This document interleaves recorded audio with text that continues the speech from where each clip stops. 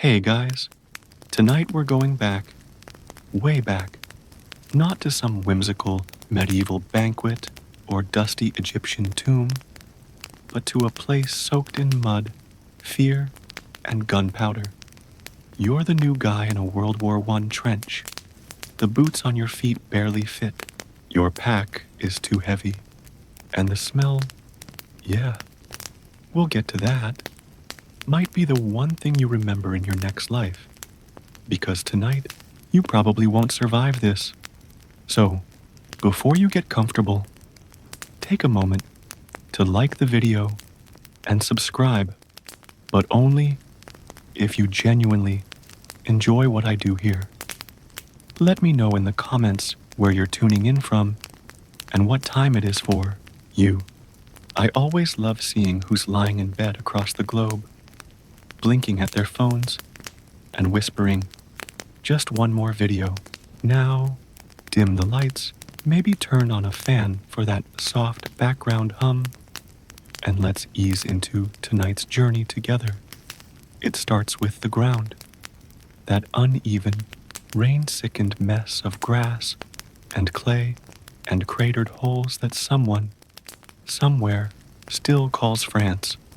The train ride that brought you here was cold and long and smelled like onions. The horses were louder than the men, and the men were quieter than their fear. But now you're here, the front. There's no fanfare, no grand arrival, just a corporal with too many wrinkles and not enough teeth shouting something about your unit, pointing toward a winding trail of broken duckboards that snake across a field pockmarked with shell holes and scorched tree stumps. You walk because everyone else does. You follow because the alternative is standing still, and the shells don't, like standing targets. As you trudge forward, the noise shifts. Behind you, birds. Ahead of you, thunder. Except it's not thunder. It's artillery. Heavy, constant, and dispassionate. A sound that doesn't care if it hits you or misses by a mile. Boom. Thud. Then silence. Then boom again. Just to remind you this is real. The first thing you notice is the smell.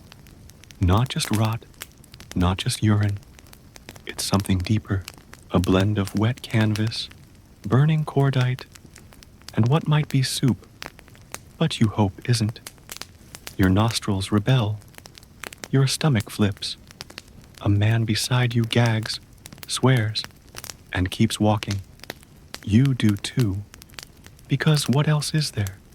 A soldier, older than you, but with eyes that look ancient, leans against the trench wall, smoking a stub of something that might have been a cigarette 5 days ago.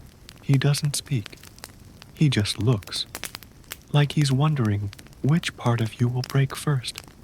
You slip down a muddy ladder and into the narrow ditch that will be your new home. It's barely wide enough for 2 men to pass. Water sloshes around.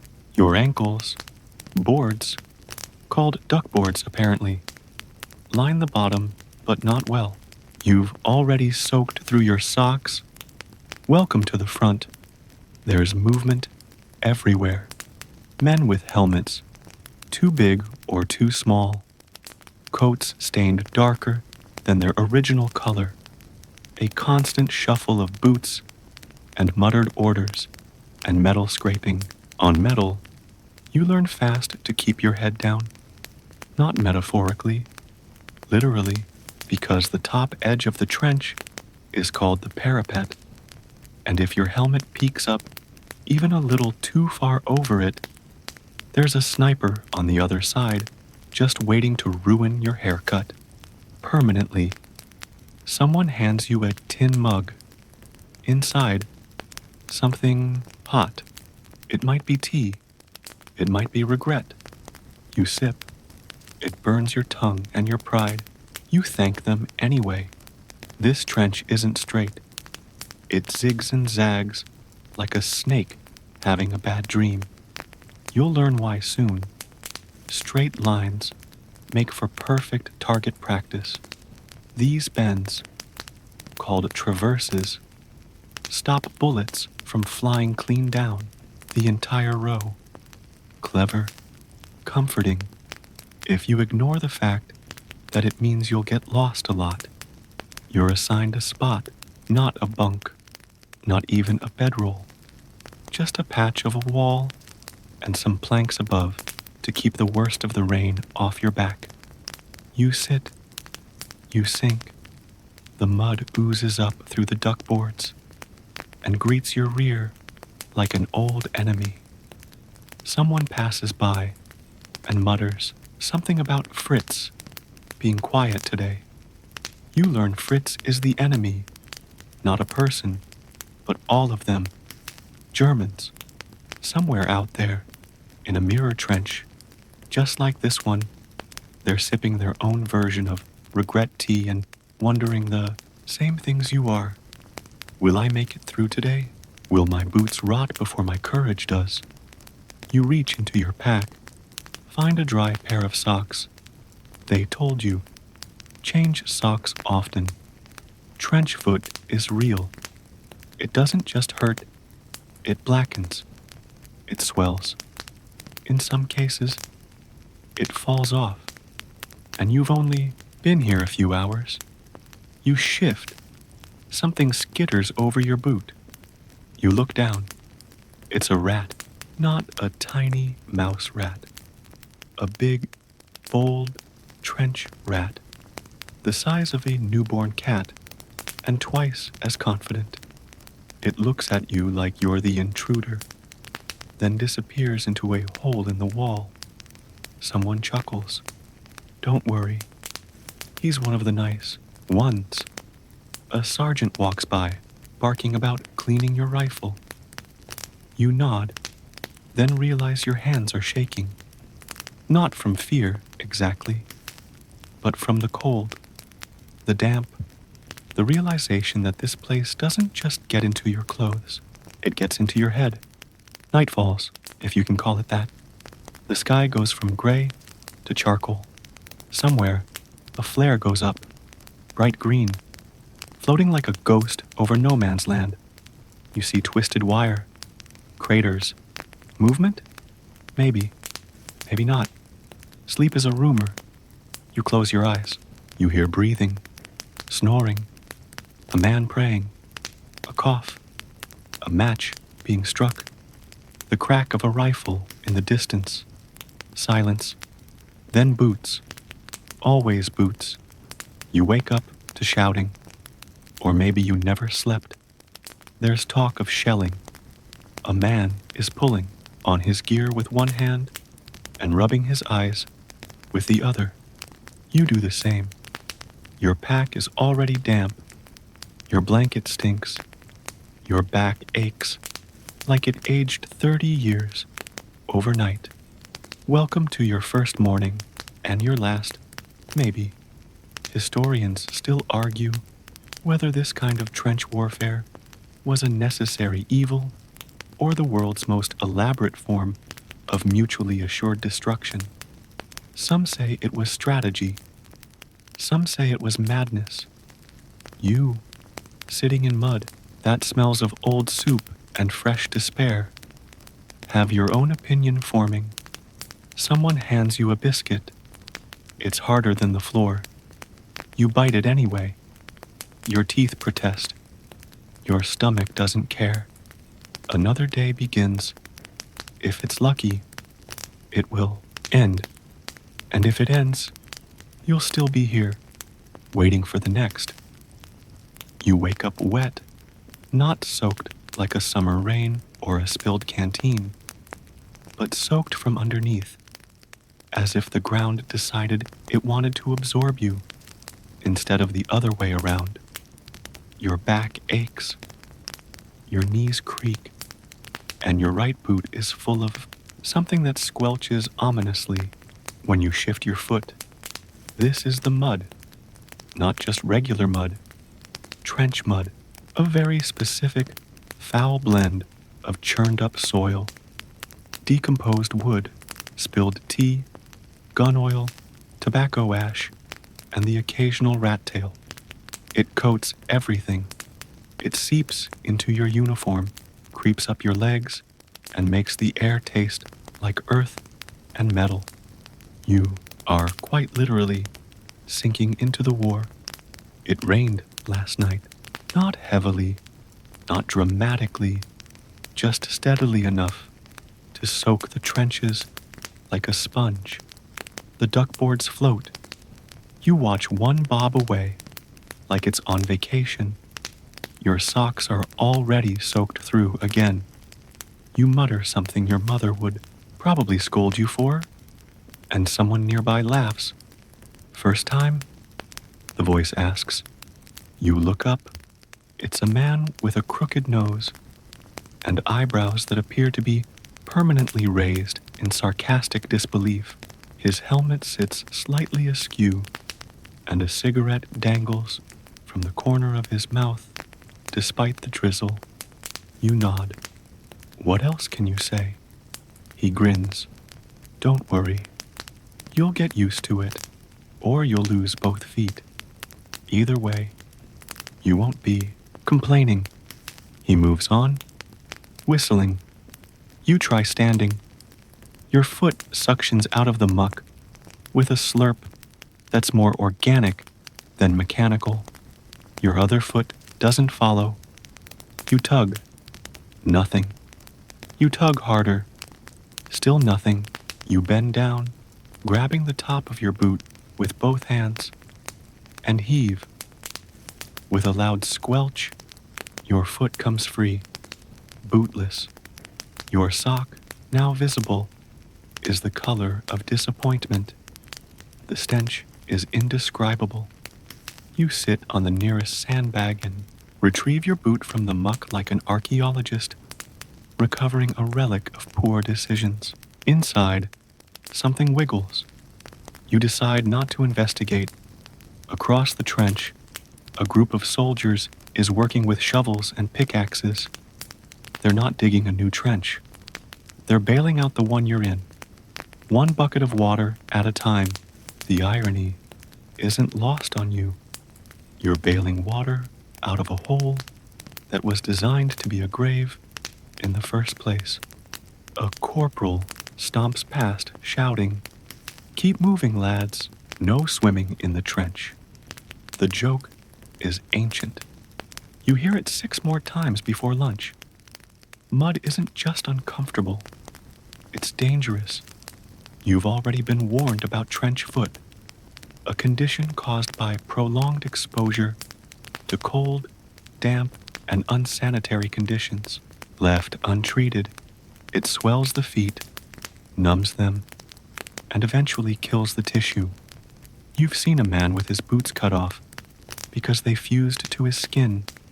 You've seen another whose toes looked like they were rotting bananas. Every day, soldiers are ordered to change socks, to apply whale oil if they have it, to rub their feet like their lives depend on it, because they do. But clean, dry socks are about as rare as dry humor in a gas attack. Historians still argue whether the mud was worsened by artillery or poor planning. Some say the constant shelling shattered the natural drainage. Others claim the trenches were simply dug in the worst possible places. A few even suggest that the soldiers themselves, by walking and living in these holes, created the very hell they suffered in. You don't care about the theories. You just want to walk without sloshing. But there's no walking in the trench, only slogging. Your boots, when both are on, gain weight as they collect grime. Every step feels like dragging an anchor. Your legs begin to cramp from the effort. The walls are slick.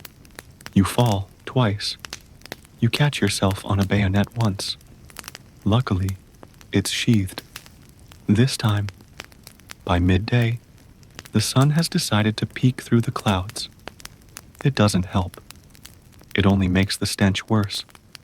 Trenches aren't just muddy. They're layered with rot.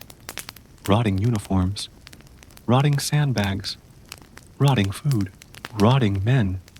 Somewhere near the far end of your sector, a dead mule has been decomposing for weeks. They tried to bury it, but the trench walls kept caving in. So now it's covered with a tarp and officially referred to as Private Mule, a dark joke, a terrible landmark, a permanent resident. You're told not to sit still too long. The mud will suck you in. You're told not to lean too heavily on the walls. They might collapse. You're told not to wander, not to peek over the parapet, not to stand in water deeper than your bootlaces. It's a lot of rules, most of them made from someone else's fatal mistake. You keep walking, ducking under wires, stepping over tools, wincing as your ankle twists on a submerged helmet. You arrive at a dugout, slightly wider part of the trench reinforced with timber and sandbags. Inside, a group of soldiers plays cards on an overturned crate. The light is dim. A candle flickers. One man snores with his eyes open. Another picks lice from his shirt and squashes them between his fingers with a satisfying pop. You're offered a cup of tea. It's gritty. You drink it anyway. The conversation is low and pointless. Someone talks about a girl back home. Another brags about having seen the king once. A third man describes a dream he had where the mud turned into chocolate. No one laughs, but no one argues. A runner arrives, mud up to his thighs, breathless, and delivers a message to the sergeant. The sergeant grunts, nods, then says, "Back to work." You return to the trench. The path is worse now. More water, more collapse. A section has caved in entirely. A group is already digging it out. You join in. Your arms ache after 5 minutes. Your hands blister after 10. The mud gets everywhere. Under your fingernails, into your ears, up your nose. You wipe your brow and leave a smear of brown across your forehead. You don't care. You stop briefly for a meal. It's called bully beef, a can of salt-preserved meat that smells like regret and tastes like betrayal. You eat it cold. You try not to imagine what animal it came from, or what part of the animal. You chase it with a biscuit that shatters your molar like it's trying to escape. The mud, somehow, is now inside your sleeves. You don't even question how. It just is. You're given a shift to stand guard. It involves staring at the opposite trench through a periscope while pretending your bladder isn't about to explode. The mud rises up your boots again. You shift your weight slowly, trying not to slip. Every 10 minutes, someone taps your shoulder and reminds you not to fall asleep. You don't, but you want to. You've been awake so long that your dreams have started without you. The day grinds on. The sun fades. The mud doesn't. Someone starts singing. It's out of tune, off key, but weirdly comforting. Others join in. A sort of trench lullaby. The lyrics are nonsense, or at least they sound like it. Something about mules, marmalade, and mothers. You sit down, finally, against a wall. Your back sinks. You let it. You've stopped caring. A rat scampers over your foot. You flinch, then shrug. Another man tosses a boot at it, misses, The rat doesn't flinch at all. In the distance, thunder again. Not weather. Artillery. You check your pack for dry socks. You don't find any. You check your foot. It's swollen. Red. Numb. You don't tell anyone. You will. Tomorrow. Maybe. Because for now, the only thing worse than the mud is everything else. The second the rations arrive, if they arrive, you realize today might actually be worse than yesterday. And yesterday involved 2 rats fighting over a toe. Not a real toe, thankfully. A boiled potato shaped suspiciously like one, which the younger private in your dugout had named and defended like a pet until midnight, when the rats claimed it by force. The food in a World War I trench isn't designed for enjoyment. It's designed for calories, minimal spoilage, and, well, not much else. You stare down at your breakfast. A lump of greasy corned beef, an unidentifiable smear that may have once been peas, and 2 slices of something that technically qualifies as bread, but feels more like mortar in disguise. And this is one of the good days. The rumor is, somewhere along the supply chain, a goat got stuck in the mud, died, and is still technically counted as fresh meat inventory. Your hands are already shaking. Not from hunger, though that's part of it, but from the cold. The morning damp has settled into your bones. You didn't think fog could ache, but now your very breath feels like a whimper. Here's a historical fact to keep in mind while you chew your leather toast. The British Army issued something called Makanoki stew, a tinned mixture of turnips and carrots floating in greasy water. Even the label looked sad. Soldiers had a nickname for it, man-killer stew. If you had to eat it twice in a row, it meant one of 2 things. Either the quartermaster was out of ideas, or someone up the line really didn't like your unit. You push aside the stew and hope for a mail delivery. Mail is lifeblood. Some days, even the illusion of connection can keep a man breathing. But not today. The messenger, bless his frostbitten fingers, shows up with 2 letters, neither of which are yours, and a crumpled field report that says something cheerfully vague like, expect movement before dusk. In trench speak, movement is rarely a good thing. It usually means you're going to be crawling through mud while someone on the other side of no man's land tries to subtract your limbs with bullets. Still, the worst part of the day isn't hunger or mud or even the yabby looming sense of doom. It's the waiting. And that's where the true psychological torture begins. You sit, you stare, you smoke if you've got any left. You count lice in your seams. You watch a beetle drown in a puddle that's formed in your boot. You think about socks more than you've thought about anything in your entire life.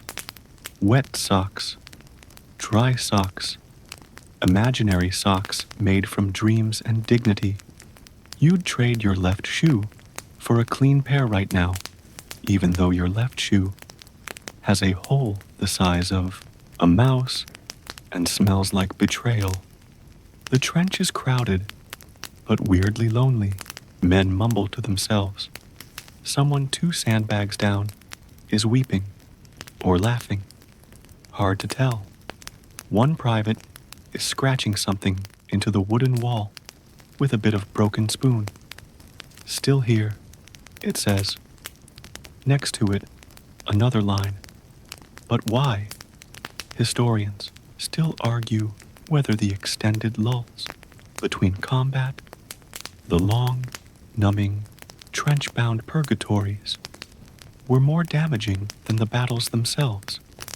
You'd argue yes, because this kind of silence isn't peace, it's limbo, and it makes the brain gnaw on itself. Somewhere in the distance, a shell goes off, not near enough to matter, but loud enough to make every muscle in your body clench like a fist. You exhale slowly. False alarm. Just the front being the front.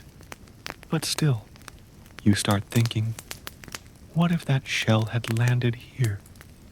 Would it be better or worse than dying slowly from trench foot, dysentery, or plain old despair? And here's where the spiral starts. Your mind becomes the battlefield, a long, slippery trench of its own, and then someone calls for a latrine run. You've never known true fear until you've tried to balance on a narrow wooden plank over a reeking pit while clutching your rifle and trying not to inhale. There's no privacy, no dignity, just you, a shallow hole, and the knowledge that this pit is filling up faster than anyone can dig new ones. A fun fact, the trenches often doubled as sewage channels. Yep, soldiers slept inches away from where they defecated. Dysentery, cholera, and typhoid fever were more lethal than bullets on some fronts. They used quicklime to try and neutralize the filth, but it only worked if you used it constantly, which they didn't. Back in the trench, someone finds a deck of cards, and a half-hearted game of I doubt it begins, except everyone doubts everything now. The rules change mid-hand. No one keeps score. It's just something to do with your hands, so you don't ring them in worry. Time crawls. At some point, the rumor spreads. A cook up the line has a bottle of rum. Not enough for everyone, but maybe for a few lucky souls. Suddenly, grown men are whispering like schoolboys planning a heist. You consider trading your last dry match for a sip, but then you remember you haven't seen fire in hours, and warmth sounds more valuable than courage in a bottle. The sun tries to show up. It fails. You try to write a letter, but all that comes out is, I'm fine, which is both a lie and a prayer. You sketch a doodle instead. It's supposed to be a dog. It looks more like a collapsed horse. You draw a second one. It looks worse. You stop. Another private tries to sing a folk song, but forgets the words halfway through, and finishes by humming something vaguely hymn-like. Everyone joins in, not because they know the tune, but because it's better than silence. Evening creeps in like a thief. The trench gets colder. Mud thickens. The wind returns, angry this time. You pull your coat tighter, but it's already damp inside. The lice are feasting. You slap one off your wrist. It lands in your food tin. You decide to skip dinner.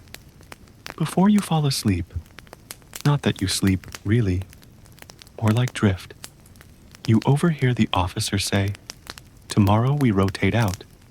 It doesn't register. Tomorrow? What's tomorrow? You stare at the stars. If there are any. Sometimes there are. More often, just clouds and artillery smoke. You mouth the word tomorrow like it's a spell. Maybe you'll survive that long. Maybe not. But for tonight, you are still here. Still hungry. Still filthy. Still breathing. Still you. You wake up again. If you ever really slept. The trench isn't quiet. Nothing about this place is. The constant drips, the distant thud of mortars, the half snore, half cough of the man beside you, all blend into a night that offers no true rest. Still, it's morning now. Not that you can see the sun, it's just lighter, a dim grayness rising over the duckboards and across the sandbags, like someone slowly turning up a dirty lantern. Your joints creak as you move. Mud has worked its way into the seams of everything. Your uniform, your socks, your soul. You want to stretch, maybe even yawn, but a rat the size of a terrier scampers across your boot and into a pile of webbing. So, yeah, morning greeting complete. Welcome to your daily life. Breakfast? Sure. If you're lucky, it's a lukewarm tin of bully beef and maybe some hardtack that could double as roof tile. You tap it against your helmet just to test. Still structurally sound. Fellow soldier offers you a smear of something that might be plum jam, might be axle grease. You nod thanks. You chew. It's a taste you'll associate with misery for years to come. Then, someone shouts. It's not panic. Not yet. Just a corporal. One of those blokes with a voice like a brass bugle, barking out the day's routine. Because yes, even in hell, there's a schedule. Today, it's trench maintenance. Sandbags need restacking. Duckboards need realignment. Latrines. Oh, the latrines. You draw that straw and feel your spirit sag. There's no glamorous part of a war, but some duties are soul-sapping in ways others can't touch. And that's your day. Cleaning the living grave you call home. You sling a small shovel across your back, climb over two sleeping bodies, and start wading down the duckboards toward the latrine zone. Every step is a squelch. You're not sure what exactly you're stepping in anymore. Mud, water, blood, sewage, all have mixed over time into a primordial trench stew. It sucks at your boots, trying to claim one as its own. You groan and yank your leg free. The boot stays on, this time, but the smell, that's what gets you. Even after weeks, maybe months, your nose hasn't fully surrendered. It's an acrid blend of rot, mold, human waste, gunpowder, and unwashed bodies. You've stopped trying to breathe through your nose. Doesn't help much anyway. Along the way, you pass the trench walls. They're a study in desperation. Sandbags piled like tired giants. Wooden planks propped against collapsed sections. And bits of barbed wire draped like cruel garlands. A rat watches you from a ledge, bold as a sentry. You tip your helmet at him. He doesn't blink. You suspect he outranks you. Someone mutters nearby, trying to relight a sodden cigarette. He fails. He curses, then laughs, like he's losing the thread between sanity and sarcasm. You get it. You really do. The latrine. It's a dugout hole, shielded by two canvas flaps, reeking like the underbelly of a decaying whale. You approach like it might bite. And here, finally, you find the worst part. Not the smell, not the slime, not even the awkward squatting. It's the cold. The trench has a way of seeping into your bones during these quiet, humiliating moments, reminding you that even your most private bodily function is not your own anymore. Historians still argue whether trench life broke men through brutality or boredom. You're living proof that it's both. After latrine duty, you don't head back to rest. Oh no. There's still the matter of sandbags, waterlogged and sagging, needing rearrangement, you join a small crew, 4 men with faces like wet paper, eyes that stopped blinking last week. One of them grins at you, toothless. Luxury spa day, eh? He says. You chuckle. You're too tired not to. You begin stacking. There's a rhythm to it, at least. Scoop, lift, place. Scoop, lift, place. Occasionally, you hear the high-pitched whiz of distant artillery, far enough not to duck, close enough to keep your muscles clenched. Your stomach growls. Again. You ignore it. Eventually, the officer wanders by. He's young, too clean, too new. His boots still have shape. His hands lack calluses. He gives a vague, half-muttered, "Good work," and moves on. The guy behind you spits. "First week," he says. You nod. First week officers don't last. They either wise up or they crack. Sometimes both. Mid-morning becomes noon. You sit for a second, back against the trench wall, soaking wet despite it not raining. A mate offers you a biscuit. You break it in half and hand it back. Sharing is automatic now, no thought involved. Like breathing, like suffering. Then the boredom kicks in. No gunfire, no orders. Just the drag of time through filth. You glance upward. The sky is mottled gray, like wet paper hanging low. It's hard to tell if it's fog or smoke anymore. Probably both.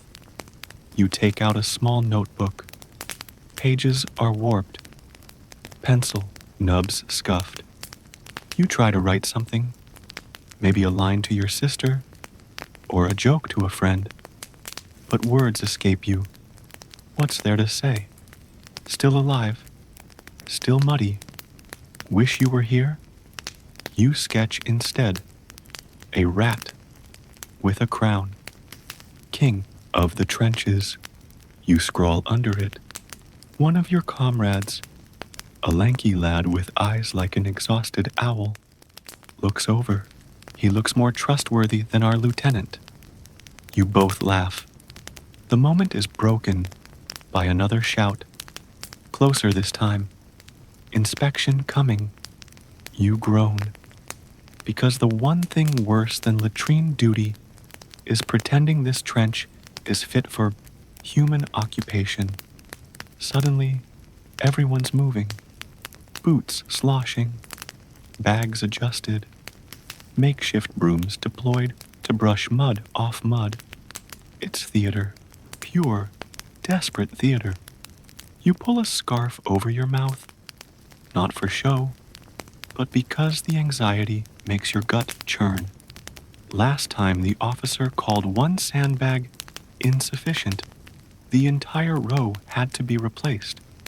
The officer arrives. Not the baby-faced one. A major, battle-hardened, mustache like a broom, eyes like frostbite. He walks like he owns the mud, glances around, nods once, carry on. That's it. He vanishes. No one cheers, but a collective exhale spreads like fog. You sit again. The lull stretches. Then, just because life is funny, someone yells, "Shell incoming." You don't think. You don't react. You dive. It lands far, but close enough to feel the ground shake, like a waking god. Mud rains from the sky. You blink, up, face splattered, hearing muffled. Someone shouts again, false alarm. But too late. Adrenaline has made your skin hum. Welcome to the trenches. Your boots are waterlogged within the first 5 minutes. Let's not pretend. They've been that way since yesterday. Maybe longer. You can't even tell where sock ends and skin begins. Everything's just a cold, itchy, wrinkled sponge attached to you now, and welcome to Trenchfoot, the wartime gift no one wanted, but everyone seems to receive. You're not even sure if you're walking or just squelching forward on borrowed determination. Each step sounds like a kiss from something wet and unholy. You joke to the guy next to you. Think our toes will float away first or rot off in protest. But your laugh is hollow, and he doesn't laugh back. He's chewing something. Might be jerky, might be bark. You've stopped asking. This is what movement looks like now. Slow, careful, and riddled with risk. Your platoon has orders to rotate forward. Yes, forward. That magical euphemism for closer to things that explode. You pass the reserve trenches where men are pretending to rest. Some write letters, some smoke, some just stare at the same patch of sky as if begging it to change the script. You envy them. They've just come from the front, and while they look like animated ghosts in mud-stained uniforms, at least they're going the opposite direction. You pass a man with a bandaged arm. The cloth is too clean to be old. He must be fresh from the medic station. He catches your eye. They've started shelling at dawn, he says simply, then walks past. No drama, no fear, just fact. That's how people talk here. The facts are scarier than the fear. And then it happens. Your first true trench crossing under enemy observation. The trench narrows into a communication sap, a glorified ditch with just enough room for two people to pass if neither of them is breathing. You duck low, clutching your Lee Enfield, like it's the last promise you believe in. A runner brushes past you, breathless and sweating through a fog of mustard-colored air. He whispers, "Keep moving, don't look up," and you don't ask questions. That's the first rule out here. Don't. Look. Up overhead, the shells begin again. Not the boom of distant artillery, but the close ones. The ones that slam your ribs from inside your own body. Each detonation is so loud, it feels like God himself is beating a war drum inside your helmet. Dirt sprays up behind you. Somewhere ahead, a piece of something, metal, maybe bone, thunks against a wooden post and drops like a rejected offering. You want to stop, to fall, to scream, but your legs don't ask your permission anymore. They just keep going. Good legs. Then, just as suddenly, the fire stops. This isn't mercy. This is tactics. See, the enemy knows what's coming next. The dreaded stand, too, at dawn, and they want to catch your squad stumbling, wide-eyed in half-light, nerves frayed and instincts dulled from too little sleep and too much adrenaline. Classic move. Historians still argue whether the real purpose of trench raids was military gain or psychological punishment. Either way, it's working. You reach the forward trench. It's deeper here, more crudely dug.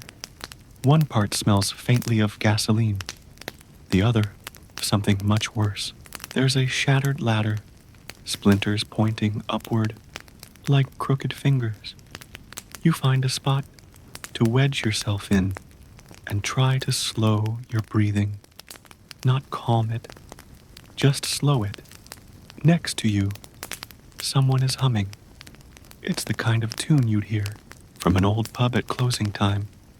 Warm, nostalgic, and completely out of place among the mud and metal. You glance over. It's a corporal you've never met. He's polishing a bayonet with the corner of his shirt. You watch him for a second too long, and he finally speaks. Helps me stay steady, he explains, still humming, like a metronome, better than counting shells. You nod, though you're not sure if you agree. You realize your hands have gone numb, not from cold, but from how tightly you've been gripping the rifle. You flex your fingers, one pops, you wince. The sergeant arrives with word. Stand to in 10. Stand to, the sacred stupid ritual of lining up at dawn and dusk, bayonets fixed, in case the enemy decides those are good moments to charge. Statistically, it makes sense. Visibility is weird in the half-light. Shadows grow wrong. Figures move like ghosts. But emotionally, it's just terrifying. You know every soldier on both sides hates it, but hates not doing it even more. You clamber up the firing step, heart pounding. You wish your hands would stop shaking. You want your breath back. You want your toes back. You want your old life back. And then, nothing happens. That's the worst part. You stand there, exposed and jittery, for 12 whole minutes. Nothing but fog, and maybe the faint sound of digging across no man's land. You try not to imagine the other side mirroring you, wondering the same thing. Are they coming? Are we? Eventually, the sergeant barks, down, and you descend again, like a marionette whose strings have been cut. Someone behind you whispers, one day they won't wait. You wish he hadn't said that. As dawn breaks, light filters in through the duckboards and shrapnel-snagged netting. It's eerie, beautiful even. You hate it. A cook's assistant drops by with a pot of something vaguely edible. It smells like oats and old socks. You eat it anyway. Hunger doesn't discriminate. You hear the latest gossip. A nearby unit had a trench collapse overnight. 2 buried. 1 dug out in time. The others, not so lucky. Mud is heavier than you think. It kills slowly, and you can hear it do so. One soldier claims he still hears tapping when it's quiet. No one laughs. Someone passes a cigarette. You don't smoke, but today you do, because this is trench life now. Cigarettes for breakfast. Oatmeal that tastes like regret. Feet that might mutiny if the war doesn't end soon. You think about the letters you haven't written, about the ones you did write, and whether your sister back home believes your upbeat stories. You hope not. You hope she reads between the lines. You hope she knows the truth without ever having to live it. A pigeon flutters by, low and brave. You watch it, envy it, wish it well. Then you hear the whistle. Not the shell whistle. Worse, it's the sergeant's. Time to move again. You open your ration tin, and it hisses, not with steam or heat, but with the stale funk of something long sealed and even longer unloved. The label reads bully beef, which is a fancy military way of saying salted, gelatinous beef hash. Imagine canned despair, shaped like a brick, with a scent profile somewhere between corned beef and regret. You poke it with your fork. It jiggles. A rat scurries nearby, eyeing it as if to say, "You gonna eat that? Welcome to trench cuisine." Let's set the scene. It's dawn. Gray, soupy, and cold. You're crouched behind a duckboard, your rear, and damp from the endless sludge, trying to open your ration without attracting too many rodents. The standard British ration includes hardtack biscuits, which are essentially prehistoric crackers made of flour, water, and dreams of real food. They're so hard, some soldiers used them as postcards, others as impromptu shrapnel armor. You try biting into one and nearly lose a molar. Good thing you've still got most of your teeth. For now, you scrape a chunk of bully beef onto the biscuit and attempt a bite. It tastes wet, not moist, wet, like meat that went to sea, lost a fight with the salt, and came back sad. Still, it's calories, and that counts. Across the trench, someone's stirring something in a battered tin cup over a small spirit stove. The flame flickers weakly, barely warming the mess of dried peas, bacon scraps, and military-issue curry. Powder, an odd combo meant to mask the smell of everything else. A curious blend of British imperial ambition and culinary chaos. You catch a whiff and instantly want to gag, but then realize it's your turn to hold the pan next. For hydration, welcome to the world of lukewarm tea, brewed from water that may or may not have been boiled in a helmet last week. If you're lucky, the cook added a sugar cube. If you're not, he added nothing and called it authentic. Coffee was rare, milk was fantasy, and jam, the jam, raspberry mostly, allegedly, though rumors fly around the trench that it contains wood shavings. You inspect your tin. Too late. You've already spread it on the rock-hard biscuit, too hungry to care. And let's talk about rats. They're not shy. These trench rats are the size of small cats, fat on a steady diet of crumbs, boots, and corpses. One legend says a rat once dragged off a man's soap ration in broad daylight, stopped halfway to lick it, and left it in better condition than before. You swat one away with your spoon. It returns. You squint.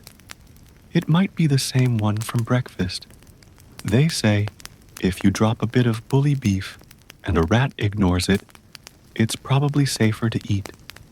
You test this theory and, yep, even the rat walks away. That's a solid red flag. Historians still argue whether the jam tins were ever meant to be edible, or if they were morale experiments conducted by distant bureaucrats. Speaking of morale, it takes a hit around mealtimes. Some units tried to jazz things up. One Christmas, a soldier carved a turnip into the shape of Queen Victoria's head. Another invented a game called Will It Burn, where soldiers tested how flammable their rations were. Spoiler, most of them burned, especially the bacon grease. Despite the horrors, food had ritual. Eating together meant silence could be broken, jokes could be made. Even the worst chow had value if shared between friends. You remember a moment, brief, warm, when someone traded their jam for your broken biscuit. You both laughed. It was the best bite you'd had in days. Now, imagine being on latrine duty after chow.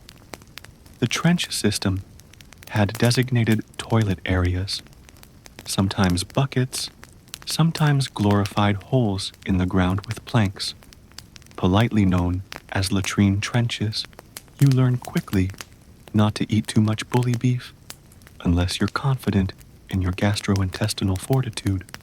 Soldiers even made jokes about the jam being a two-way food.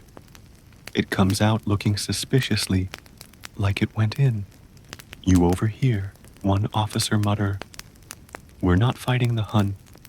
We're surviving our own rations." A chuckle ripples down the trench. Humor is a weapon, too. Now it's evening, and someone's passed down a parcel from home. Inside, real food, bread, soft and white, already starting to mold. A bar of chocolate, some cheese. It's a feast. You share a bit with your trenchmate. He cries. You pretend you didn't see.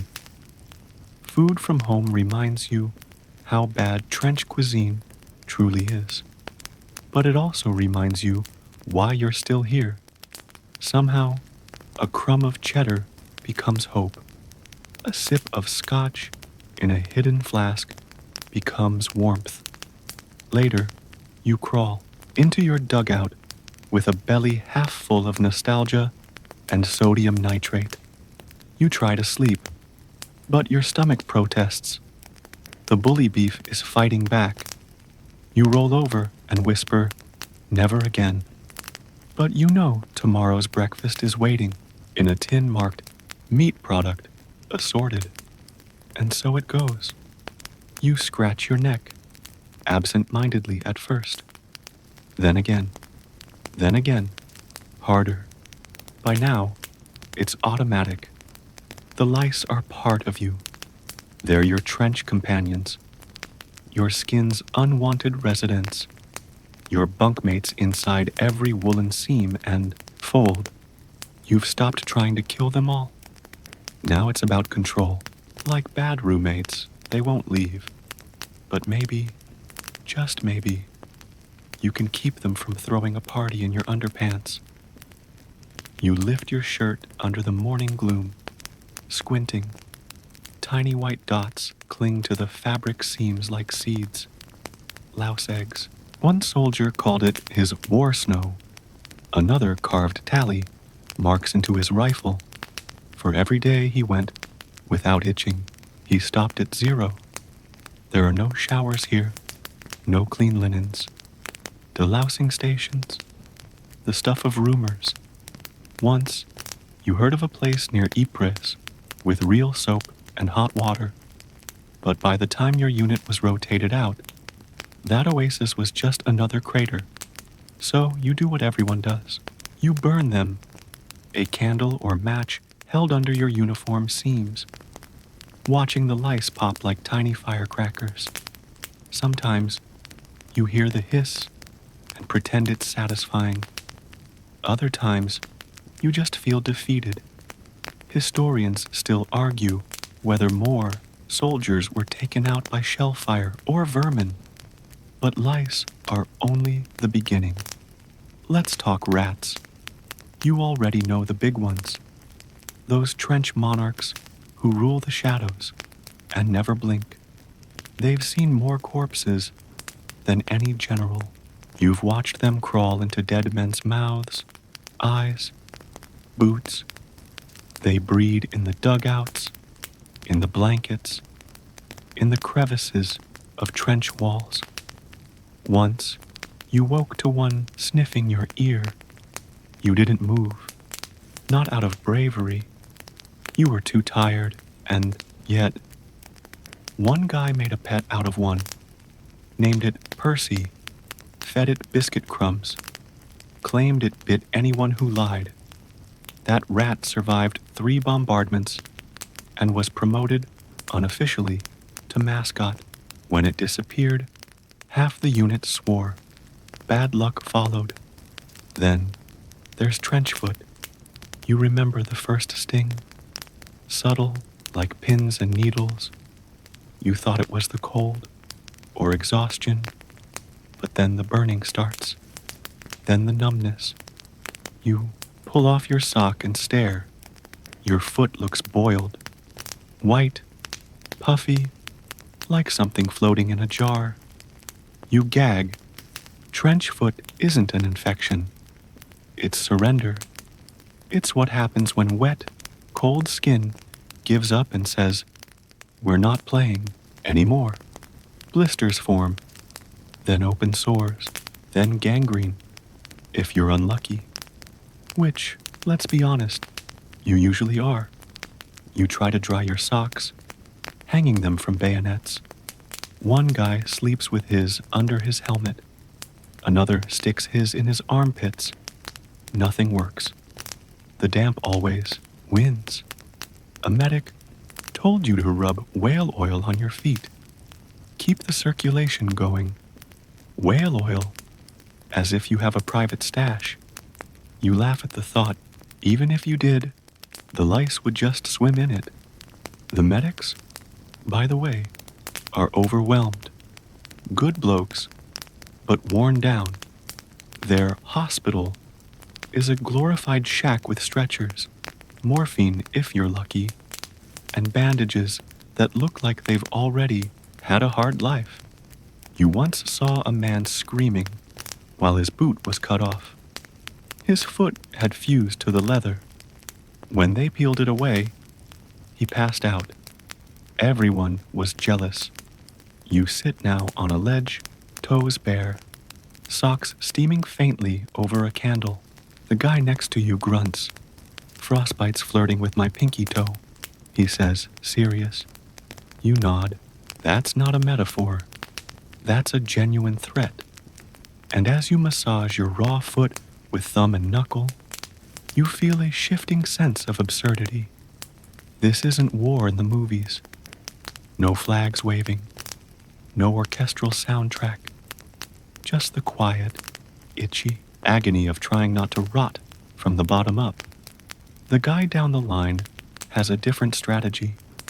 He sings, loudly, badly, songs about lice, trench foot, and how he's going to marry the Red Cross nurse if she ever looks at him twice. He sings while cleaning his rifle, while pouring cold tea, even while relieving himself into a tin. You hate him. You also love him. His voice reminds you that someone still has enough energy to be annoying. The officers don't talk about the lice or the rats or the trench foot. Not officially. They call it maintenance, sanitation, personal discipline. You want to laugh. You want to shout, "Tell that to my left foot. It's turning blue." Even so, there's a ritual now. Wake, scratch, eat, scratch, patrol, scratch, rest, scratch, sleep, maybe, scratch. You try to picture your body from the outside.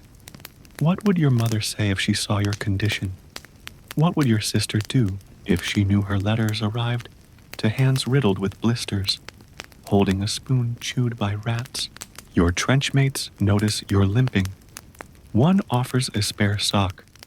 It's threadbare and stinks worse than your own. You accept it with reverence. In this place, a sock is a love letter.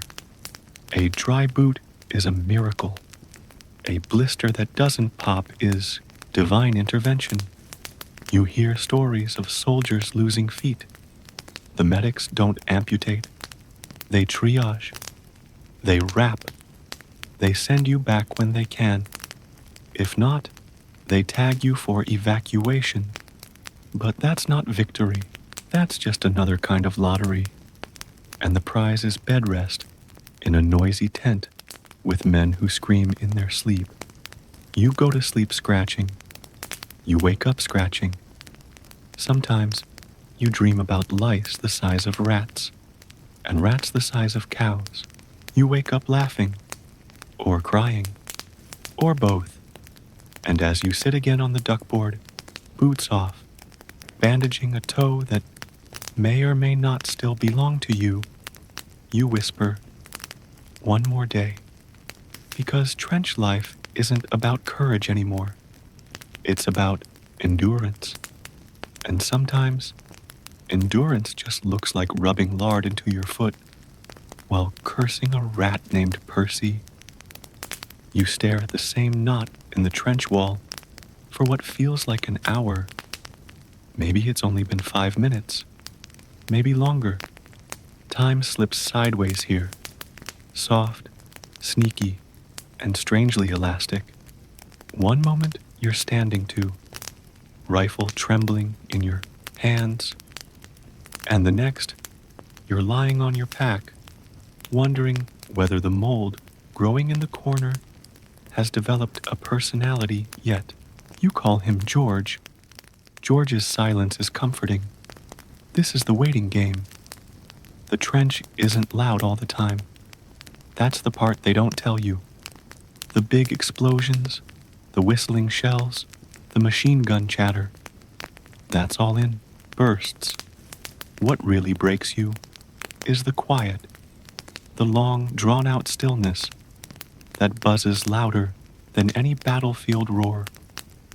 It hums in your ears. It weighs on your chest. It whispers in your thoughts, feeding the creeping dread that maybe the next noise is your last. You sit with your mates, playing cards with corners, so soft and frayed they look like leaves. The deck is incomplete, but no one cares. The game doesn't matter. The ritual does. Routine is your shield. And in this long, slow war of attrition, distractions are gold. Someone hums a tune, something old, pre-war. It blends with the slurp of someone stirring tea and the gentle splash of a rat falling into a puddle. You don't even flinch anymore. That's the scariest part. How normal everything abnormal has become. The boredom here is layered. There's the idle kind, like waiting in line or watching paint dry. Then there's trench boredom, a strange beast. It's boredom with teeth. You're not just waiting, you're waiting for death. Or worse, waiting to not die yet. There's always the sense that something might happen. Soon, any minute now. And because of that, you can't relax. Not really. So you write letters. Or try to. You pull out the stub of a pencil and a scrap of paper from your waterproof pouch. Careful not to smudge the only dry corner left. Dear Mom, you write. Then nothing. What do you say? That it rained for 16 hours? That you saw a rat steal a man's sandwich straight from his hand? That you keep dreaming about running, but in every dream your boots are filled with blood? No, you write about the weather, and the food, maybe a joke or two. You write, we're keeping our spirits up, which technically isn't a lie. You did laugh when someone tripped over a sleeping dog and landed in a piss bucket. Across from you, someone is sketching. Not a trench, not a rifle, a girl's face, probably his sweetheart, or someone he hopes remembers him. His fingers are muddy, his lines uneven, but the focus in his eyes is real. It's the first thing all day that feels alive. Sometimes, boredom is broken by nonsense. Like today, when a sergeant orders everyone to stand for inspection. Your boots are caked in half a pound of mud. Your tunic hasn't been dry in 3 weeks, and your belt buckle is currently being used to hold up a broken support beam. Still, he barks about discipline. So you stand, grumbling, adjusting your helmet, while pretending your lice aren't performing synchronized dances across your scalp. There's also trench gossip, better than any tabloid. You hear someone down. The line's been sneaking extra rations. Another's caught sneaking off to see the nurse with the green eyes. There's a rumor about a nearby French farmer who brews real cider if you can trade him a pack of smokes and your soul. You laugh. Probably not true, but maybe. One corporal tells a story about how, last week, he was so bored he tried to teach a crow to salute. It failed, but now the crow follows him and screams whenever he lights a match. The crow's name is Lieutenant Pecker, and it's already more famous than most generals. But beneath the jokes, the tension simmers. Every hour that passes without shell fire feels like both a gift and a trap. You catch yourself flinching at small sounds. A dropped canteen, a cough, a creaking board. They echo like cannon fire inside your skull. You notice it in others too. The way Private Miller doesn't blink as much anymore. The way Jenkins talks to his bayonet like it's an old friend. The way your bunkmate keeps checking his watch, even though it hasn't worked in days. One guy, Pete, used to be the joker. Then he stopped sleeping. One night, you found him digging a hole with his bare hands, whispering that he needed to go lower because the sky was listening.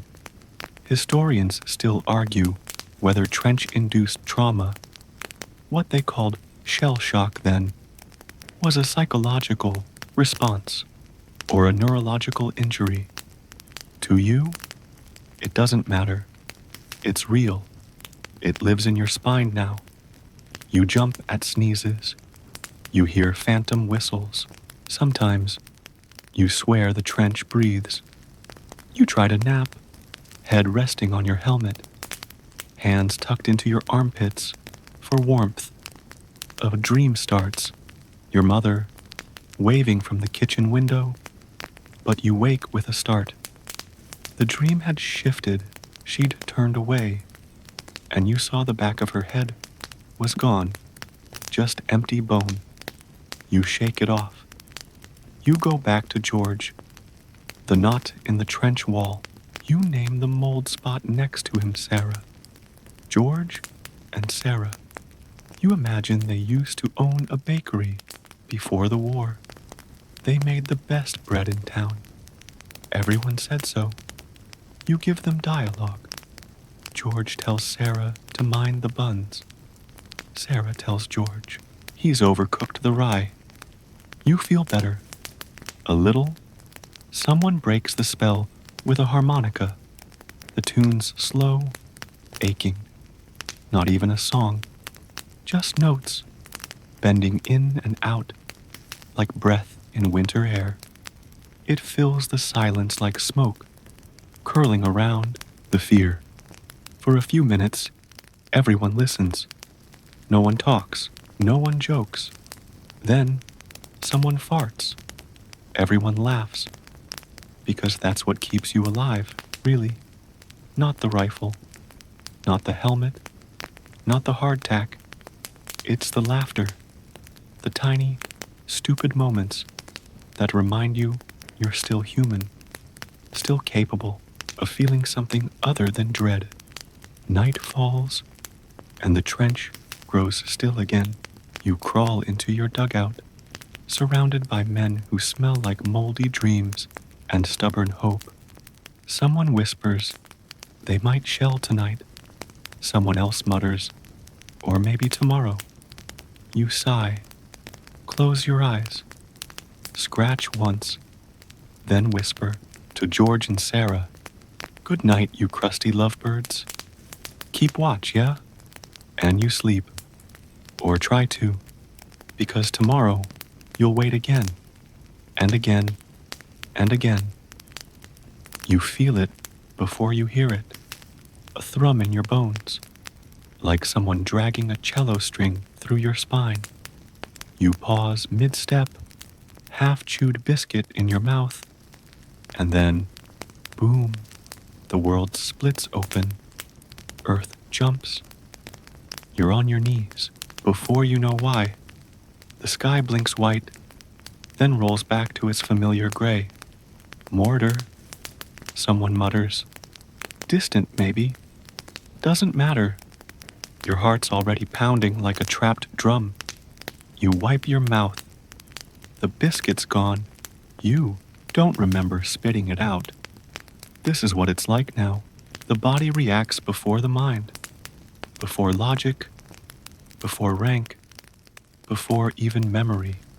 It just knows danger, somewhere, somehow, maybe near, maybe not, but real enough that your muscles tensed, your jaw locked, and your brain went blank except for one word, survive. You sit, breathe, try to ground yourself. It's been weeks, months of this rhythm. Quiet, bang, recovery, repeat. But lately, the recovery takes longer.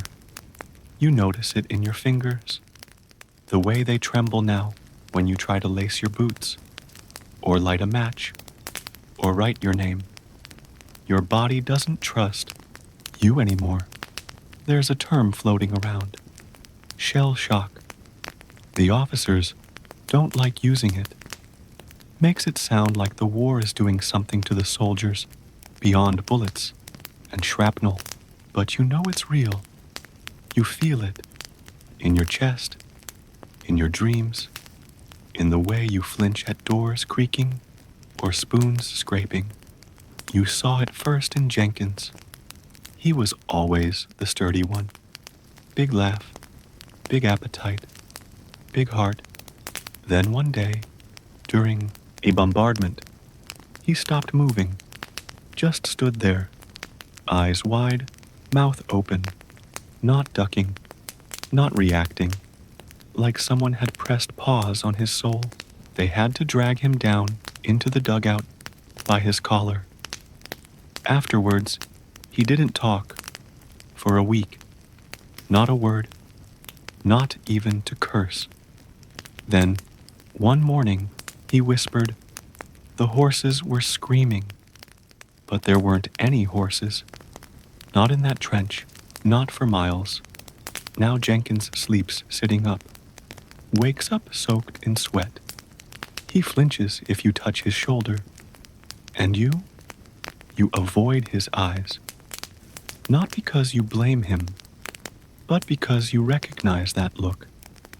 You felt it too, in the stillness, after shell fire, in the ringing silence that follows every blast, the emptiness that wraps around your ribs like wet rope. Historians still debate whether shell shock was a purely psychological condition, or if it stemmed from physical trauma, the concussion of constant explosions affecting the brain. You don't care. Whatever it is, it's eating men from the inside, like Wilson, who started tapping the same 4 beats on his helmet every hour. They said it was to keep time. Then he kept doing it, even when there was no clock, even when sleeping. Tap, tap, tap, tap, tap, tap. They had to take his helmet away. He screamed for 3 days straight. You try not to think too much. Thinking is a luxury. When your brain spins, it spirals. Better to stay busy. Clean your gear. Count your rations. Fold your socks, even if they're filthy. Talk nonsense. Joke about lice. Write letters you'll never send. But sometimes, the spiral grabs you. Like last week, when you watched a man try to brush mud off his uniform. The same patch, over and over, except there was no mud. His fingers bled. He didn't stop, not even when the corporal yelled, or like yesterday, when you sat in a crater left by a shell and realized you hadn't spoken aloud in 2 days. Not a word. Your voice cracked when you finally did. You felt foreign in your own mouth. Some try to escape it with religion. Others with superstition, lucky charms, rituals, muttered prayers to gods they never believed in before. You close your eyes and count to 10, slowly, like a child hiding in a game, as if when you open them, you'll be home or dead. Either would be relief. There's a story in your unit about a soldier who stopped carrying bullets. Said if his number was up, he wouldn't bother fighting fate. He still marched, still cleaned his rifle, still followed orders, just no bullets. When asked why, he said, "I already died in my dreams." Then there's Tommy. Tommy laughs at everything. Bomb drops. He chuckles. Gas mask drills. He makes faces behind the lenses. Someone dies. He shrugs and whistles a tune. At first you think he's tough, untouchable. Then you see his journal. Pages filled with the same sentence, over and over. I must stay here. I must stay here. I must stay here. The officers send some men to rest when the signs become too obvious. They call it neurasthenia or exhaustion. But everyone knows what it is. Sometimes the men come back. Sometimes they don't. One returned wearing someone else's boots. Wouldn't explain why. And yet, amid all this, you keep going. Because stopping isn't an option. Because admitting it, really admitting it, would crack you wide open. And you've seen what happens then. The tremors, the 1,000-yard stares, the men curled into corners, whispering apologies to no one. You remember a quote from training. Some officer shouting, "Courage is not the absence of fear. It's action in spite of it." You wanted to believe that. Still do. But now you think courage might just be standing up when your legs don't want to, eating when your stomach turns, writing "I'm fine" on a letter when your hands are shaking so badly you smear the ink. Night falls again. You curl up in your corner of the dugout, boots still on, rifle tucked close, the smell of mud and sweat wrapping around you like a bitter blanket. You close your eyes. Boom. You don't flinch this time, not outwardly. But inside, everything tenses. Heart skips. Breath halts. Then starts again. You whisper, "Just one more day." Because that's how it works here. Survival, one cracked breath at a time. You wake up to someone coughing. Not just a regular cough, but one of those deep, gravelly hacks that sounds like it's trying to dislodge something ancient from a pair of lungs that gave up years ago.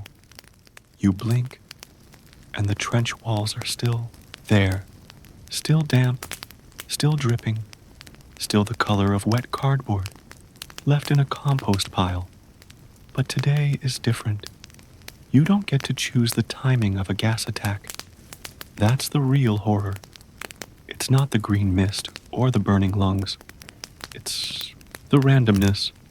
The fact that it can come with the sunrise, with lunch, with a game of cards, halfway through, and this time, it comes with dawn.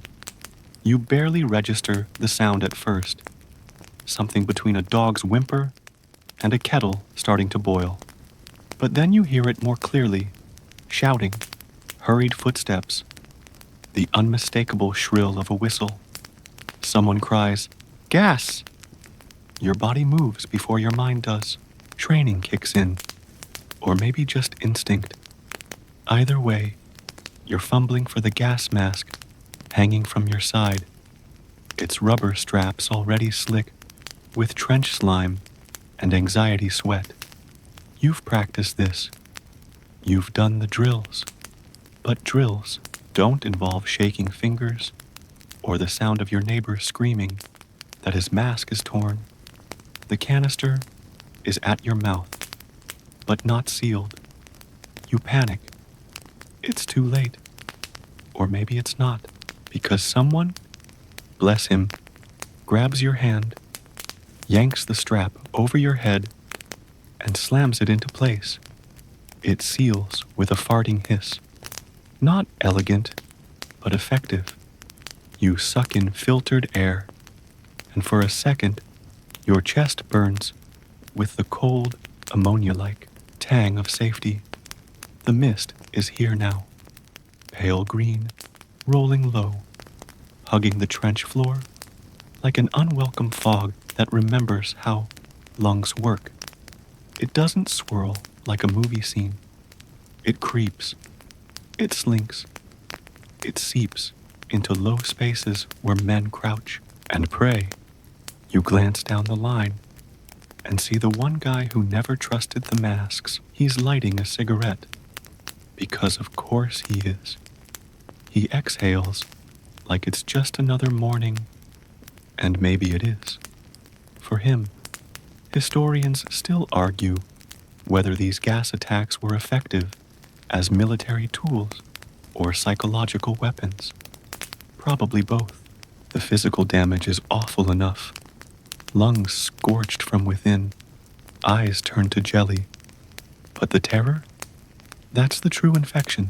It spreads faster than any chemical. You don't know if this is chlorine, phosgene, or mustard gas. It doesn't matter. You've read the briefings.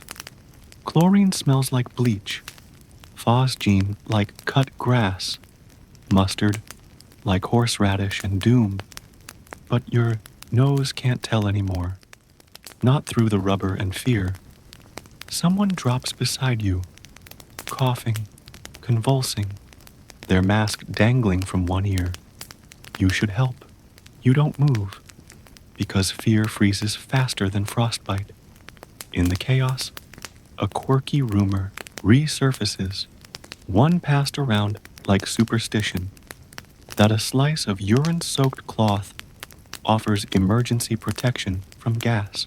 You'd scoff, if not for the desperate soldier actually doing it. A sock pressed to his face, yellow and dripping, and he's still standing. So maybe he's on to something. Maybe desperation makes chemists of us all. Eventually, the gas thins. Not because you fought it off, but because the wind decided to change direction. That's how most of these attacks end. Not with victory or surrender, but with a breeze. Relief doesn't come with celebration. It comes with silence, the kind that makes you aware of every heartbeat in your chest and every blister on your feet. You take off your mask. Bad idea. Not because of gas, but because of what you smell now. The aftermath. Burnt flesh, both human and rat. Puke, melted boots, and something worse. You can't identify. Something biological. You want to throw up, but you haven't eaten since yesterday's bully beef. And even that didn't stay down.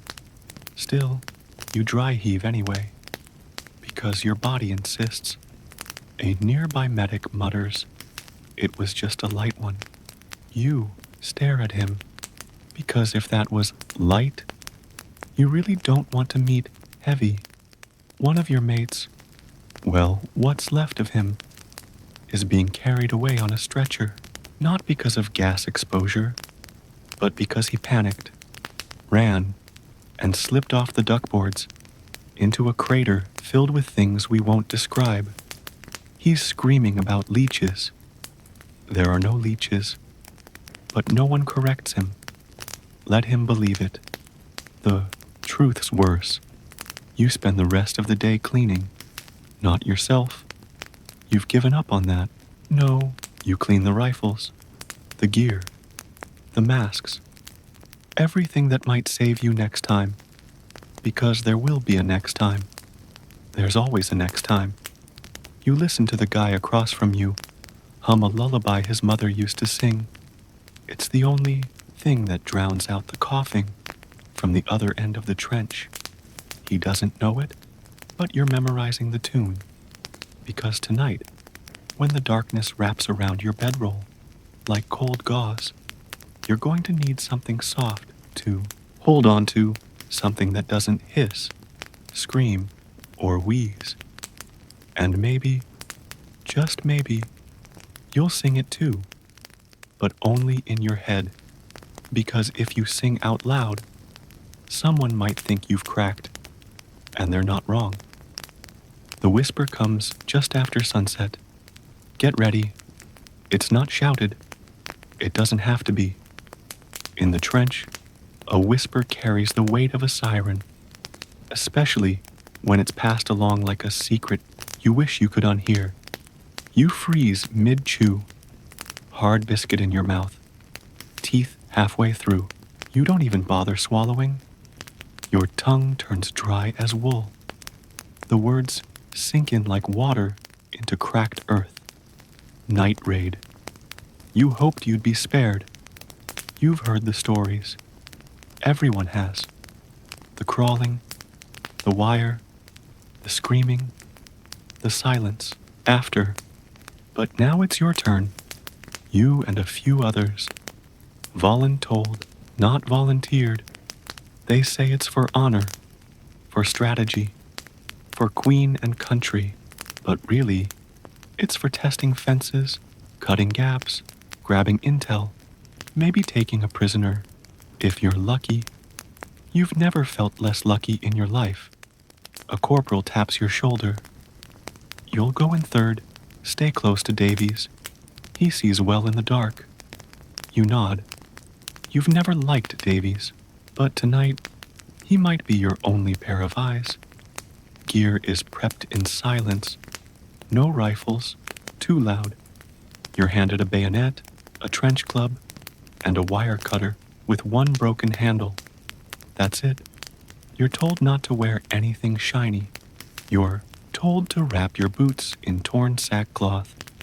You're told to smear mud across your face, not for camouflage, but so the moon doesn't betray your cheekbones' glow.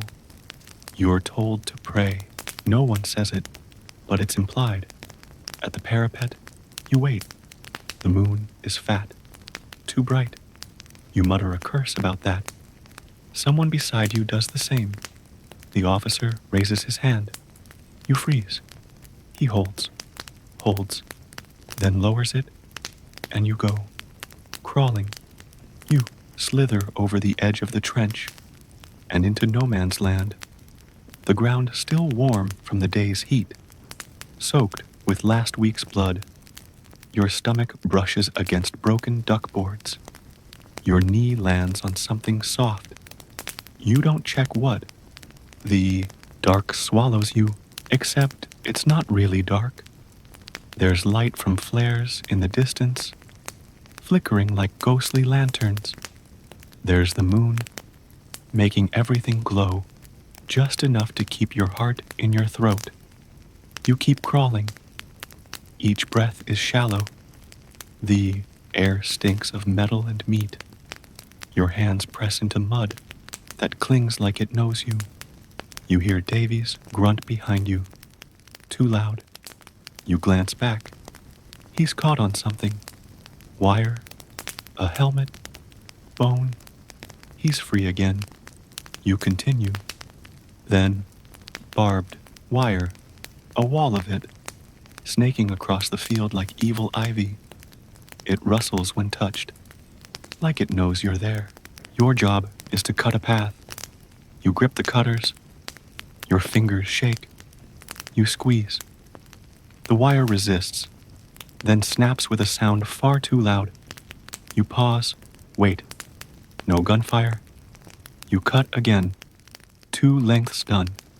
Just wide enough to slide through. You motion for the next guy. He nods. You move forward. 10 feet. 20. Then, chaos. You don't know who makes the noise. A shout, a trip, a sneeze. Doesn't matter. A flare lights up the night like God's flashlight. You're frozen, spotlighted. The mud on your face means nothing now. You see shapes, Germans, shouting, raising rifles. You're seen. Someone fires. Someone screams. Someone falls. You don't look. You run. Except you can't. You're tangled in the wire. Your leg won't move. You twist. Pull. Nothing. Then pain. You're stuck. Davies is ahead now. He looks back. Starts toward you. No. You hiss. Go. He doesn't listen. He turns, lifts his club, and charges a silhouette. There's a thud. Another. Davies shouts. Then silence. You're still stuck. You drop the club, grab your knife, hack at the wire. Your fingers bleed. Your boot tears. Finally, you're loose. You crawl again. Lower this time. Faster. Toward what you hope is your line. What you pray is friendly mud. Voices yell. Bullets snap past. One kicks dirt into your eye. You don't stop. Then, a hand. Someone grabs your collar. Pulls. It's Miller. You didn't even know he was assigned tonight. You don't care. He yanks you back over the lip of the trench, like a fisherman landing a broken net. You collapse. Safe. Alive. You cough. Your voice doesn't work. Someone's yelling at you, but it's muffled. You only hear the blood in your ears. Your hands won't open. You look down. You're still holding the wire cutters. Your fingers locked around them, like claws. They pry them away. They check you over. You shake your head. Davies, you croak. Someone nods. Didn't make it. You look away. You'd cry, but your tears dried up 3 months ago. A medic bandages your leg. You don't feel it. You sit in the mud, watching the sky lighten. A streak of orange burning above the wreckage. They call that a dawn. You call it another reminder that you're still here, that Davies isn't, that the ground doesn't care. Later, someone passes you a tin of tea. You sip. It tastes like smoke and dirt. You sip again. Another night raid, scheduled for tomorrow, but not for you. Your hands won't stop shaking, and you've stopped blinking again. The letter arrives at midday, folded 3 times, and sealed with a smudge of red wax that's mostly cracked away. It's handed to you, without fanfare, just a muttered post for you, from a corporal who looks like he hasn't slept since 1915. You stare at it for a long time before opening it. Mail doesn't always come. When it does, it's a lottery. Some get parcels stuffed with knitted socks and licorice. Others get death notices.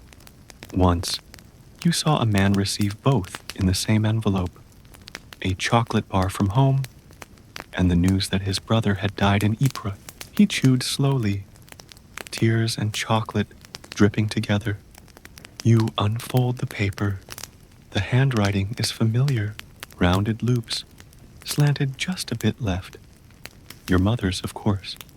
No one else would write to you in lilac ink. She always did that, said black ink, made everything feel like a bill. You read, "My dearest, I hope this letter finds you safe and warm. The garden is blooming nicely this year. The lavender, especially. You wouldn't believe how tall the rose bushes have grown. I think they miss your voice. Your stomach tightens. There are no rose bushes here. There's barely moss. Just mud, more mud, and a suspicious greenish paste that clings to your boots like it resents you. Your sister's baby is almost walking. I told her he has your smile. She laughed and said no. He looks like a grumpy potato. Maybe both things are true. The butcher has started selling pickled onions again. Can you imagine? First time since the war began. I bought a jar for when you come home. You stop reading. Pickled onions. God, you haven't thought about flavor in months. Not really. Everything here tastes like salt and tin. Even the jam. Especially the jam. There's a running joke that the jam contains sawdust, and you're only half sure it is a joke. You glance around the trench. Mail delivery has sparked a rare flicker of humanity. Men sit with envelopes in their laps, some smiling, some crying, some just staring like they've forgotten how to read.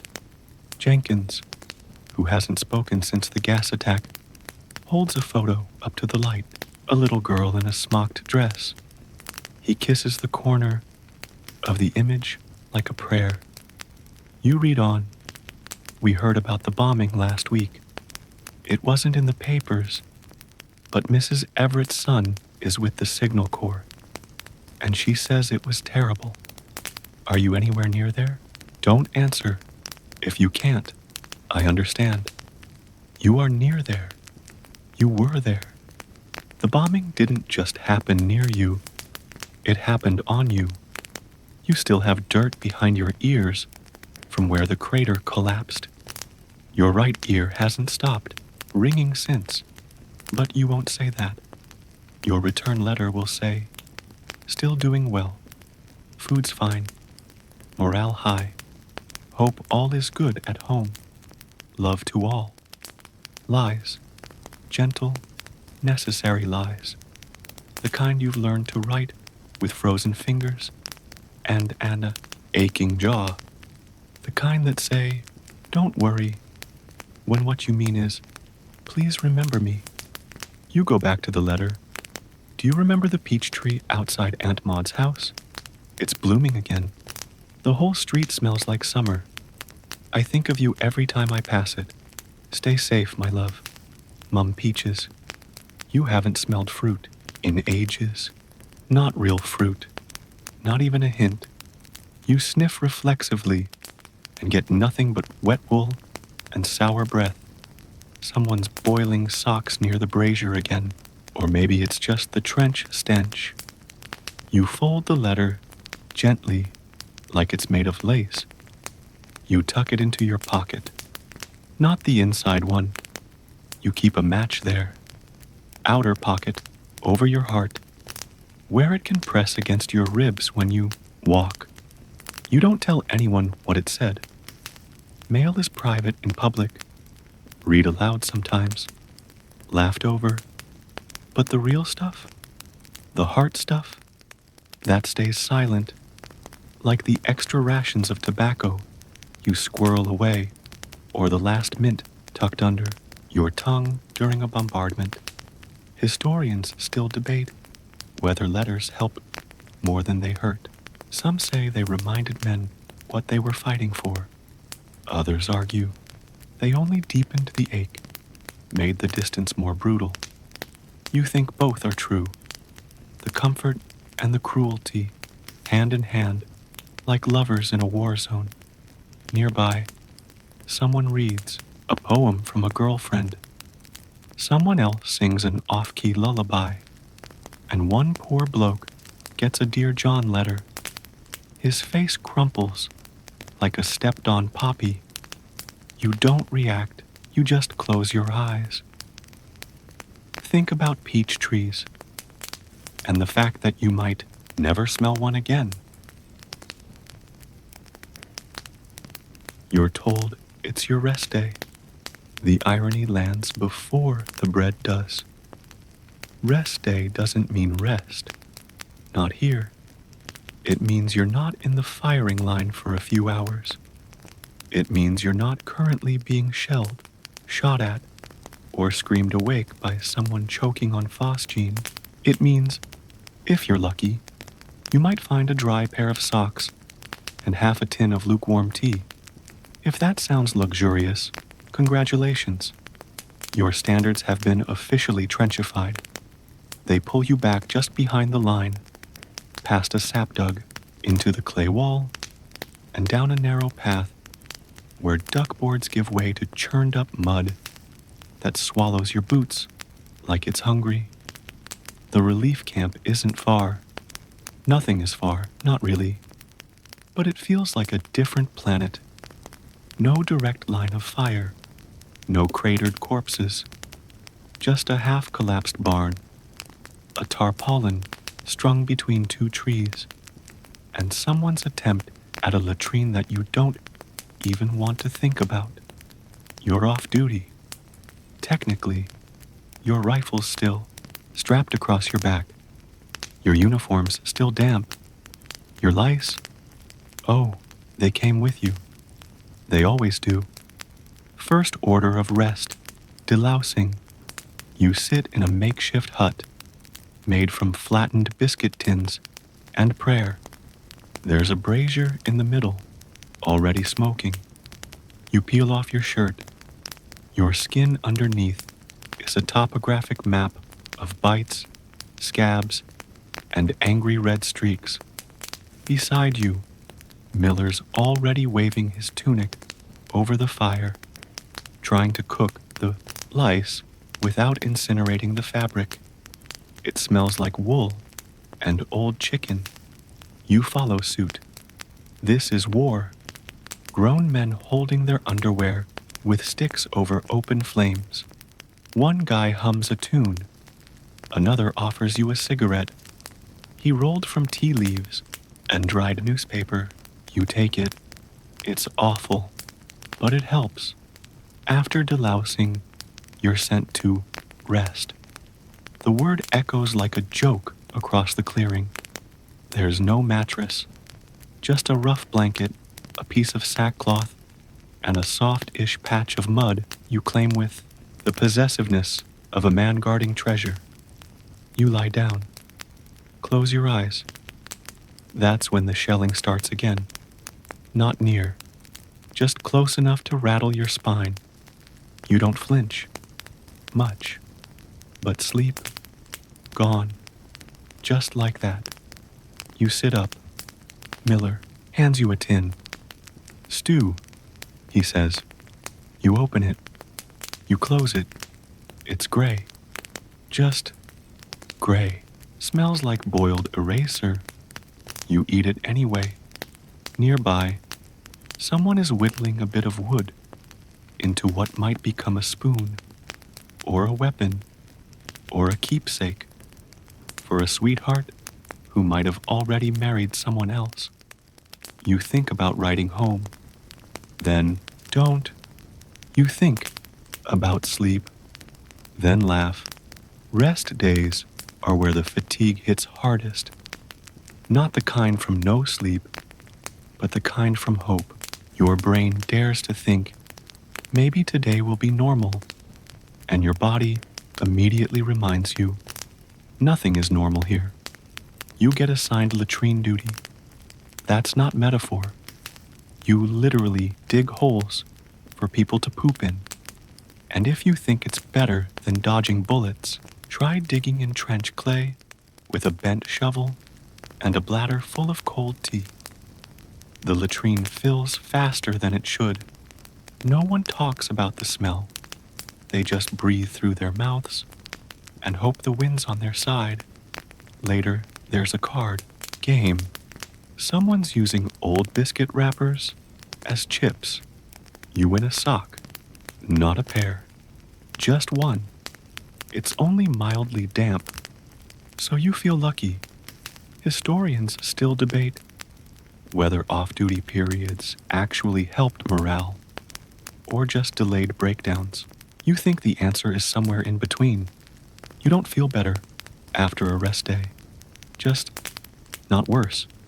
And in the war ledger, that counts. You nap. Not really. You close your eyes for 20 minutes and dream that your boots are eating your feet. You wake up sweating and realize that's not a dream. That's trench foot. Again, the medic gives you a disapproving look, tells you to change socks more often. You want to ask him, change with what? But instead you nod and promise to do better. He gives you a square of chocolate. Real chocolate. You lick it like it's sacred. By evening, it's time to head back. Rest over. Your legs are stiff. Your shoulders ache, and the lice are already regrouping in your collar. But for a few hours, you weren't a soldier. You were just a tired man trying to remember what softness felt like. And now that's over. You step back into the trench. The stink welcomes you like an old friend. The rats scatter from your path. Someone calls your name, and it no longer sounds strange. You're home. God help you. You don't know when it started. The habit, the superstition, the song. But here you are, again, mouthing the words to a trench ditty about dead mules and lucky socks, half humming, half praying. It keeps you alive one more night. It's not rational, but nothing about the trench is. You learned early on, reason doesn't thrive where the air tastes like decay and the rats stare back like they've read your diary. What thrives here? Rumor, superstition, rituals carved from desperation. Your unit has one about whistling. Never whistle before dawn. Whistling means death will hear you. Jenkins once whistled. Just a simple tune. Something about a barmaid in Calais. Next day, shell hit the dugout he was sitting in. He survived, barely. But no one's whistled since, not even by accident. Another rule, never write your name in the dirt. The mud remembers. If it knows who you are, it'll take you faster.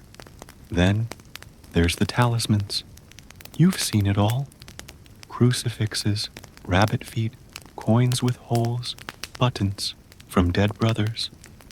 One guy carries a shriveled apple core wrapped in linen.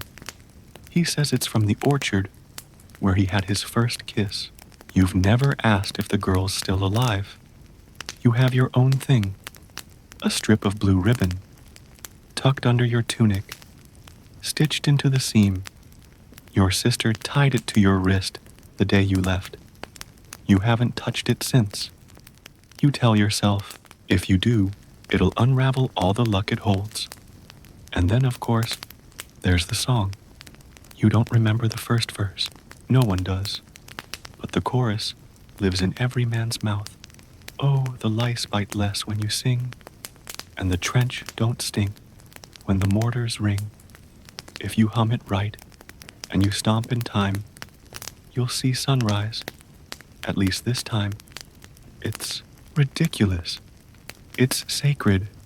You've sung it in gas masks. You've sung it during shell fire. You've sung it while scraping dried blood from your boots. Sometimes it works. Sometimes nothing works. Rumors are the other glue. There's always a whisper, always a story, some new terror, some secret weapon. Last week it was, the Germans are breeding rats the size of sheep. You laughed. Then the next day, someone found a corpse stripped bare, teeth marks too big to be natural. Now you're not so sure. Someone else claims they saw a man walk across no man's land at night, untouched, like a ghost. Didn't even flinch when the flares went up, they say. His shadow didn't move right. You all nod solemnly. You know it's nonsense. But the trench changes what nonsense means. Every rumor is half believed. Every superstition half followed. Because what if it's true? What if the socks you turn inside out on Thursdays really are keeping you from being blown to bits? Historians still argue whether these rituals were psychological coping mechanisms or genuine belief systems born of trauma. You think both. You don't care if it's rational. You care that it gets you through the night. Tonight, the trench is too quiet. You know what that means. Something's coming. It always does. You pass a man rocking back and forth, counting backwards in twos. Keeps the bullets out, he says. No one corrects him. Someone lights a candle. Against orders. It flickers once and dies. You take that as a sign. Of what? You're not sure. An old sergeant paces near the dugout entrance. muttering a French prayer under his breath. He's not French. The silence builds pressure in your skull. You hum the song. It doesn't help. Not yet. Then, a rumble, not artillery. Thunder, rain, first a sprinkle, then a slap, then a sheet of sky water that drenches your soul before it reaches your skin. The trench turns slick. The rats scream. Your helmet becomes a portable pond. You've never hated water so much. And still, through the torrent, someone sings. Not the usual song, a different one. Low, solemn, almost a chant. Dig me deep, where mud won't weep. Lay me soft where bones don't creep. You don't know the rest. You don't want to. Superstition says it's a death song, only sung when someone knows their time has come. You chew your tongue. Someone mutters a joke. If I die, bury me with 2 socks, one for Sunday. It doesn't land. The silence returns. Then movement, down the trench, near the latrine. A shadow, human, animal? You grip your bayonet. Too late. It's gone. You saw that too, right? Miller whispers. You nod. You don't talk about it. You all pretend it was nothing. Pretending keeps the fear from blooming. Hours pass. The rain slows. The firefly light of dawn teases the sky. You've made it. No deaths, no attack. Just the usual bruising of the mind. You count your breaths. 1, 2, still here. You pull the ribbon from your tunic. Check the knot. Still tied. You hum the chorus again. Oh, the lice bite less when you sing.